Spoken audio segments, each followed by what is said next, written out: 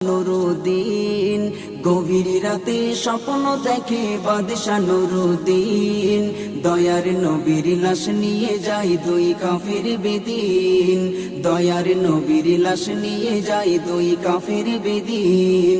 স্বপ্ন দেখে বাগদাদ হতে চলল সে মদিনায়, গিয়ে দেখে মদিনায় সেই নূরের ঝলক নাই। স্বপ্ন দেখে বাগদাদ হতে চলল সে মদিনায়, গিয়ে দেখে মদিনায় সে নূরের ঝলক নাই।